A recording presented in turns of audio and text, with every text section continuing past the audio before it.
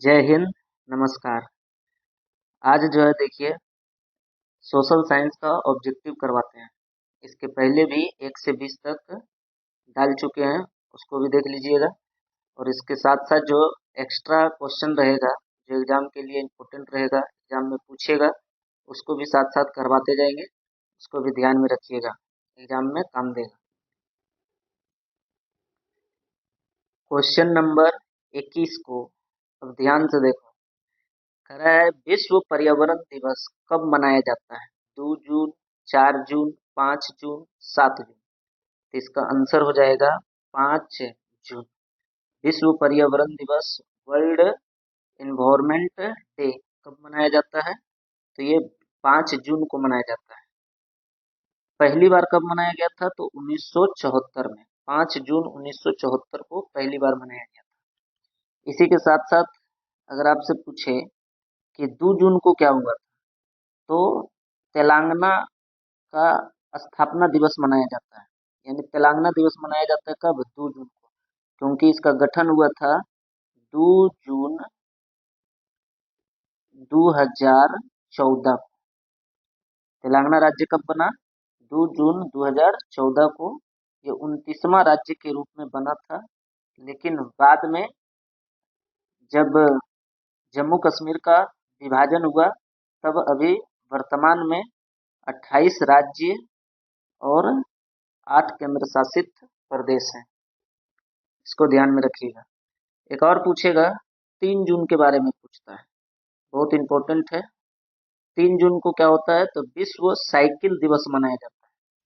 विश्व साइकिल दिवस कब मनाया जाता है? 3 जून को।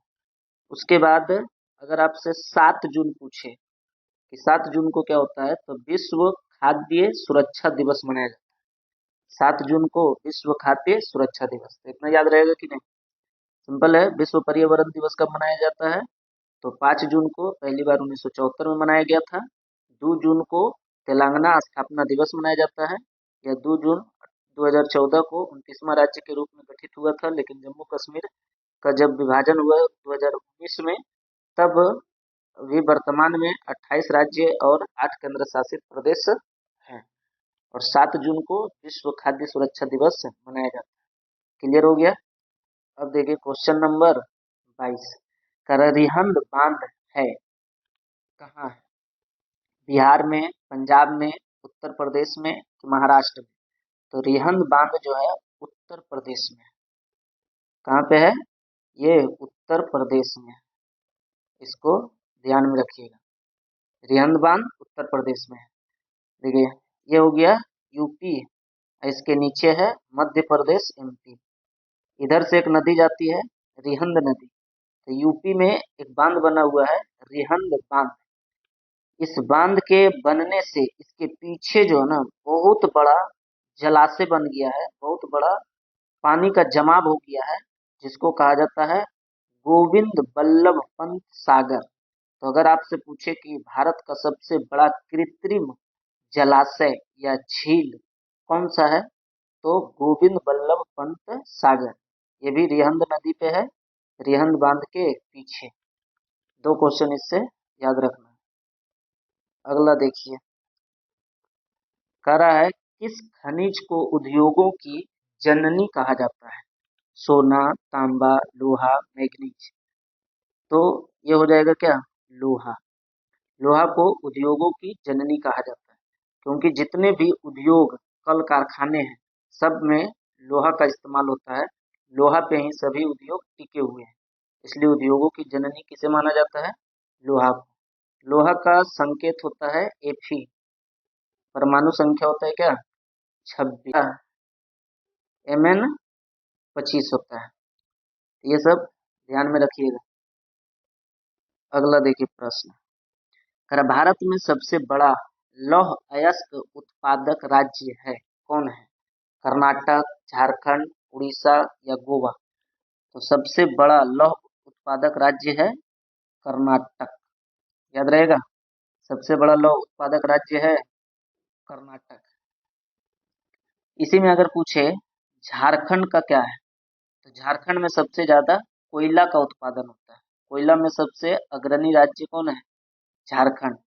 उड़ीसा अगर पूछे तो ये बॉक्साइट में सबसे अग्रणी है। बॉक्साइट यानी कि एल्युमिनियम। बॉक्साइट से क्या निकाला जाता है? एल्युमिनियम। यानी एल्युमिनियम का अयस्क कौन सा है? बॉक्साइट। अगर गोवा से पूछे तो याद करके रखिएगा, गोवा भारत का सबसे छोटा राज्य है, यहाँ मात्र 2 जिले हैं। अगला प्रश्न देखिए, कह रहा है, गोंडवाना समूह प्रसिद्ध है कोयला के लिए, अभ्रक के लिए, मैग्नीज के लिए, तांबा के लिए। तो गोंडवाना समूह पढ़े होंगे, 10वां क्लास के भूगोल में है। गोंडवाना समूह का जो है संबंध है कोयला के लिए। गोंडवाना समूह का कोयला क्षेत्र है। इसका पूछता है कि कितने वर्ष से पहले इसका निर्माण हुआ है, तो आज से लगभग 20 करोड़ साल पहले इसका निर्माण हुआ है। बहुत ही पुराना है। झारखंड ये सब का जो कोयला निकलता है सब गोंडवाना समूह का कोयला क्षेत्र में आता है। गोंडवाना समूह का कोयला क्षेत्र 4 नदी घाटियों में पाया जाता है। कितने नदी घाटियों में?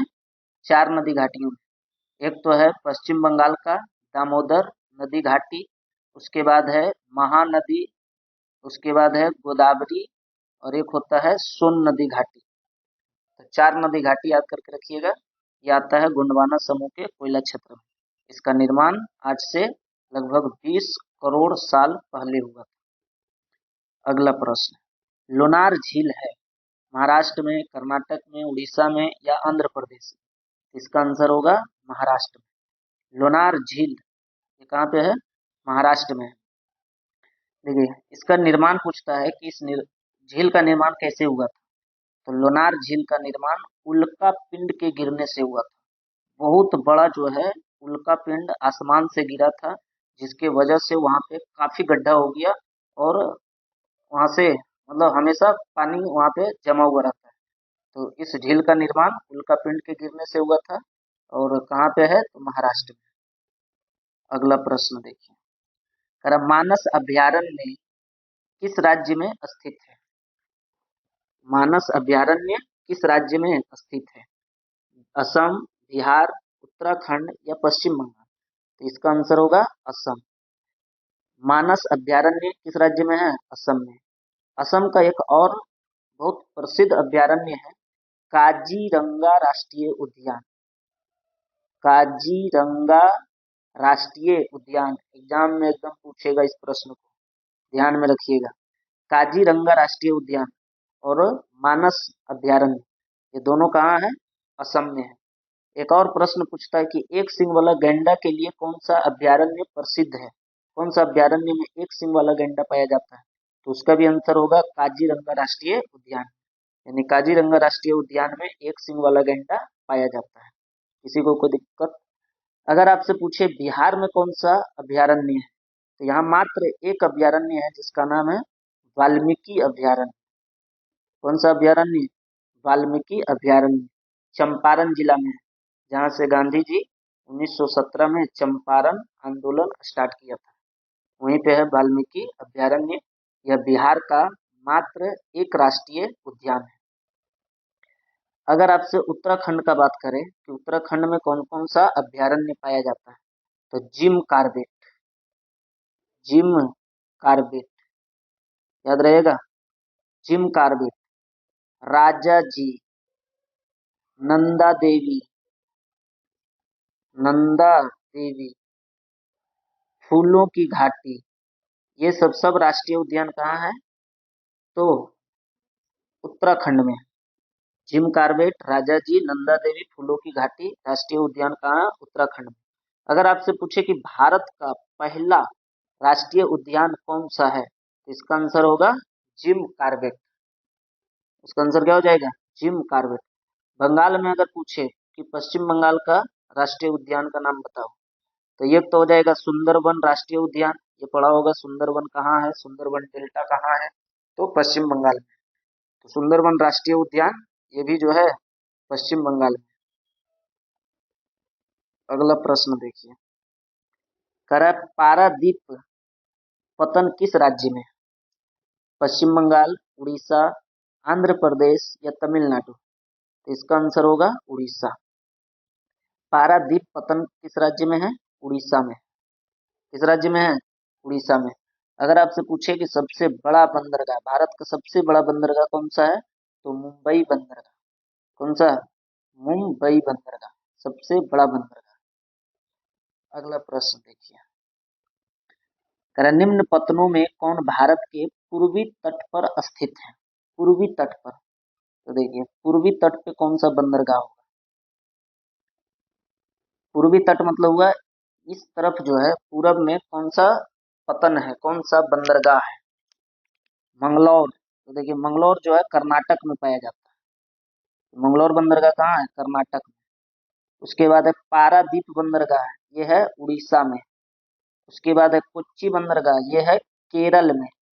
उसके बाद है कांडला बंदरगाह, तो ये है कच्छ की खाड़ी में, गुजरात में। कच्छ की खाड़ी में कहाँ है? गुजरात में। तो देखिए सीधा सीधी पता चल रहा है कि कौन सा पतन पूर्वी घाट में है, तो ये हो जाएगा पारादीप।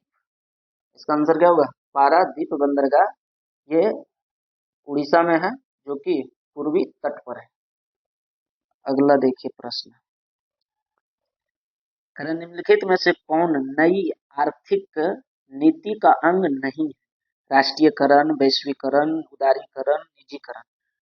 तो नई आर्थिक नीति का अंग इसमें कौन नहीं होगा? राष्ट्रीयकरण। देखिए नई आर्थिक नीति के बारे में बताए थे, जिसको एलपीजी नीति कहा जाता है। इसका गठन हुआ था 1991 में। एलपीजी का एलपीजी नीति कब आया था? 1991 में। लिबरलाइजेशन, प्राइवेटाइजेशन और ग्लोबलाइजेशन, उदारीकरण, निजीकरण और वैश्वीकरण, ये तीनों जो है नई आर्थिक नीति में शामिल किया गया था, लेकिन राष्ट्रीयकरण इसमें इसको शामिल नहीं किया। अगला प्रश्न देखिए, कह रहा है कि जवाहरलाल नेहरू पतन कहाँ है? महाराष्ट्र, पश्चिम बंगाल, तमिलनाडु या गुजरात? तो इसका भी आंसर हो जाएगा, देखिए जवाहरलाल नेहरू पतन, ये जो है महाराष्ट्र में। कहाँ पे है? महाराष्ट्र में, यानी मुंबई में। अगर इसी का दूसरा नाम बोले तो इसका नाम होता है नहावा सोवा बंदरगाह। जवाहरलाल नेहरू बंदरगाह को ही हम लोग कहते हैं नहावा सोवा बंदरगाह, JNPT। क्या चीज? JNPT, JNPT। किसी को कोई दिक्कत? JNPT बंदरगाह या नहावा सोवा बंदरगाह, इसी को कहा जाता है जवाहरलाल नेहरू पतन। कहाँ है? मुंबई में, यानी महाराष्ट्र में। अगला प्रश्न देखिए, कह रहा है, निम्न में कौन रबी फसल है? कौन सा फसल रबी है? तो देखिए चना, बाजरा, चावल, मक्का। इसका आंसर हो जाएगा चना। अब इसको अच्छा से समझिए, चना जो फसल है, ये देखते हैं गेहूं के साथ में लगाया जाता है। तो गेहूं के समय में या गेहूं के साथ में जो भी फसल लगाया जाता है, वो आएगा रबी फसल। और धान के साथ में या उसी समय जो भी फसल बोया जाएगा, उसको कहा जाता है खरीफ फसल। तो ये सब बाजरा, चावल, मक्का, ये आएगा किसमें? खरीफ फसल में आएगा। खरीफ फसल जो है, ये बरसात में बोया जाता है और ठंडी के समय में काट लिया जाता है। जबकि रबी फसल जो होता है, ठंडी के समय में बोया जाता है और गर्मी के समय में काट लिया जाता है। एक होता है जायद फसल। कौन सा फसल? जायद फसल। जायद फसल जो है गर्मी के समय में उगाया जाता है। किस समय में? गर्मी के समय में। जैसे हो गया ककड़ी, खीरा, तरबूज, ये सब जो है जायद फसल में आता है। अगला प्रश्न देखिए, कह रहा है कुशहा तटबंध किस नदी से संबंधित है? कौन सा तटबंध? कुशहा तटबंध, तो ये जो है कोसी नदी में।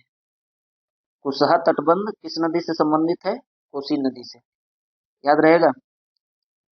अगला प्रश्न देखिए, पश्चिम बंगाल का शोक किसे कहा जाता है, या किस नदी को पश्चिम बंगाल का शोक कहते हैं? दामोदर, महानदी, गंगा या कोसी? इसका आंसर होगा दामोदर। और भी याद करके रखिएगा, दामोदर हो गया पश्चिम बंगाल का शोक। महानदी अगर बोले तो ये उड़ीसा का शोक है। गंगा अगर बोले तो ये भारत की सबसे लंबी नदी है, भारत की सबसे पवित्र नदी है। कोसी अगर कहे तो ये बिहार का शोक है। कोसी नदी बिहार का शोक, महानदी उड़ीसा का शोक, दामोदर नदी पश्चिम बंगाल का शोक। याद रहेगा ये सब। अगला प्रश्न, भोपाल गैस त्रासदी किस प्रकार की आपदा थी? प्राकृतिक, मानव जनित, वायुमंडलीय या सामान्य? सबको पता होगा भोपाल गैस त्रासदी जो है ये मानव जनित आपदा थी। भोपाल गैस त्रासदी 4 दिसंबर 1984 को हुआ था। 4 दिसंबर 1984 को हुआ था। इसमें क्या हुआ था कि मिथाइल आइसोसाइनाइड, मिथाइल आइसोसाइनाइड नामक एक कीटाणुनाशक दवाई बनाने वाली कंपनी था, उसी में जो है ब्लास्ट हो गया था, जिसके वजह से यानी गैस का रिसाव हो गया था, जिसके वजह से बहुत ज्यादा लोगों का 2000 से ऊपर आदमियों का जान गया था, जिसके वजह से ये बहुत बड़ा त्रासदी था जो कि मानव जनित था, आदमी के वजह से हुआ था। एक होता है प्राकृतिक आपदा या प्राकृतिक त्रासदी। तो प्राकृतिक आपदा मतलब हुआ जो अपने आप होता है, जैसे भूकंप हो गया, ये चक्रवात हो गया, ये सब हो गया क्या प्राकृतिक आपदा। लेकिन आग लगना, आतंकवाद, ये सब हो गया मानवीय आपदा। अगला प्रश्न देखिए, कह रहा भूकंप संभावित क्षेत्रों में भवनों की आकृति कैसी होनी चाहिए? अंडाकार, त्रिभुजाकार, आयताकार या इनमें से कोई नहीं? इसका आंसर होगा आयताकार। देखिए, जिस क्षेत्र में सबसे ज्यादा भूकंप आने की संभावना रहती है उधर के घर को बनाना चाहिए कैसा? आयताकार। क्योंकि आयताकार जब भवन बनता है तो ज्यादा स्टेबल रहता है, जमीन को ज्यादा पकड़ के रहता है, जिसके वजह से भूकंप को अधिक सहन कर सकता है। लेकिन अगर ज्यादा डिजाइन वाला बना दीजिएगा तो दिक्कत हो जाएगा। जैसे भारत में सबसे ज्यादा भूकंप अगर आता है तो वो किस एरिया में आता है? तो देखिए, इधर है हिमालय पर्वत, भारत के उत्तर में है क्या हिमालय पर्वत, तो उधर वाले क्षेत्र में, पहाड़ी इलाका जो है उधर में सबसे ज्यादा भूकंप आता है। जैसे हो गया उत्तराखंड, हिमाचल प्रदेश, इस क्षेत्र में सबसे ज्यादा भूकंप आता है। तो ऐसे क्षेत्रों में भवनों की आकृति हमेशा आयताकार ही बनाना चाहिए। अगला प्रश्न, सूखे की स्थिति किस प्रकार आती है? अचानक, पूर्व सूचना के अनुसार, धीरे धीरे या इनमें से कोई नहीं? सूखे की स्थिति कैसे आएगा? धीरे धीरे आता है। बारिश जो है पड़ना बंद हो जाएगा, धीरे धीरे जो है धूप ज्यादा करने लगता है, टेम्परेचर बढ़ने लगता है, तब जो है नदी तालाब का पानी सूखने लगता है, अंदर का जो पानी रहता है लेयर उसको जाने लगता है, तब पता चलता है कि सूखा आ चुका है। तो सूखे की स्थिति किस प्रकार आती है? धीरे धीरे, अचानक नहीं आ जाता, पूर्व सूचना के अनुसार भी नहीं आता है। ये कैसे आएगा? धीरे धीरे। अगला प्रश्न, करा सरदार सरोवर बांध किस नदी पर है? किस नदी पे बना हुआ है? सतलज, नर्मदा, कृष्णा या कावेरी? इसका आंसर हो जाएगा नर्मदा। सरदार सरोवर बांध किस नदी पे है? नर्मदा नदी पे है। ये गुजरात में। कहाँ पे है? गुजरात में। देखिए, नर्मदा नदी जो है आती है, ये मेन रूप से बहती है कहाँ? मध्य प्रदेश में। नर्मदा नदी मध्य प्रदेश में बहती है, लेकिन गुजरात में इसी नदी पे जो है बनाया गया है एक बांध, जिसका नाम है सरदार सरोवर बांध। सरदार वल्लभ भाई पटेल के नाम पे है सरदार सरोवर बांध। कहाँ पे है? नर्मदा नदी पे है। और किस राज्य में है? तो गुजरात में। इसको ध्यान में रखिएगा। एक चीज और देखिए, अगर आपसे पूछे कि सबसे भारत का लंबा बांध कौन सा है, तो हीरा कुंड बांध। हीरा कुंड बांध है। किस नदी पे है? तो महानदी पे है। हीरा कुंड बांध महानदी पे है, उड़ीसा में। कौन सा राज्य में? उड़ीसा में। तो ये सब ध्यान में रखिएगा। एक और पूछता है, ऊंचा बांध, सबसे ऊंचा बांध अगर पूछे तो वो होता है भाखड़ा बांध। ऊंचा में भाखड़ा। भाखड़ा बांध किस नदी पे है? तो सतलज नदी पे है। कौन सा राज्य में? तो हिमाचल प्रदेश में। कौन सा राज्य में है? हिमाचल प्रदेश में। इतना याद रहेगा। फिर से एक बार देखो। सरदार सरोवर बांध नर्मदा नदी पे गुजरात में है। सतलज नदी पे एक बांध है जिसका नाम है क्या, भाखड़ा बांध। ये जो है आपका हिमाचल प्रदेश में है। एक है हीराकुंड बांध, महानदी पे, उड़ीसा में। अगला प्रश्न देखिए। कह रहा है, संचार का सबसे लोकप्रिय साधन है कौन सा है, रेडियो, टेलीविजन, मोबाइल या सार्वजनिक टेलीफोन। देखिए, संचार का यानी कम्युनिकेशन का सबसे लोकप्रिय फेमस जो है संसाधन कौन सा है, तो आज के अगर समय से देखें तो मोबाइल है सबसे ज्यादा। हर आदमी जो है संचार के रूप में मोबाइल का सबसे ज्यादा इस्तेमाल करता है। लेकिन अगर आपको ये 10वां क्लास का बता रहे हैं, तो 10वां क्लास का जब पढ़िएगा भूगोल, तो उसके लास्ट में जो दिया हुआ है आपदा प्रबंधन वाला चैप्टर, उसमें आप देखिएगा तो आपको दिखाएगा क्या, सार्वजनिक टेलीफोन। समझ रहे हैं? तो अगर आपको 10th क्लास के एग्जाम में ये क्वेश्चन आएगा और ऑप्शन अगर सार्वजनिक टेलीफोन दिया है तो इसी को लगाइएगा, अगर नहीं देगा तब जो है मोबाइल को मारना है। अगला प्रश्न देखिए। कह रहा, मैजीनी किस देश का राजनीतिज्ञ था, इटली, पार्सिया, यूनान या ऑस्ट्रिया। तो ये हो जाएगा क्या, इटली। मैजीनी किस देश का राजनीतिज्ञ था, तो इटली का था। इटली जो है ये कब एकीकृत हुआ था, यानी इटली का एकीकरण कब हुआ था, तो 1971 में। इटली का एकीकरण 1971 में। और देखिए मैजीनी से एक चीज याद करके रखिएगा, एक एक गुप्त संगठन था जिसका नाम था कार्बोनरी। क्या नाम था, कार्बोनरी। तो कार्बोनरी का सदस्य कौन था, मेजिनी था। कार्बोनरी संगठन का सदस्य था मेजिनी। यहाँ तक में कोई दिक्कत। एक दो चीज और याद करके रखिएगा, काउंट काबोर, नाम सुने हैं, काउंट काबोर, काउंट काबोर। काउंट काबूर ने भी इटली के एकीकरण में बहुत बड़ा योगदान दिया था। विक्टर इमैनुअल जो ने जो है काउंट काबूर को प्रधानमंत्री के पद पे चुना था।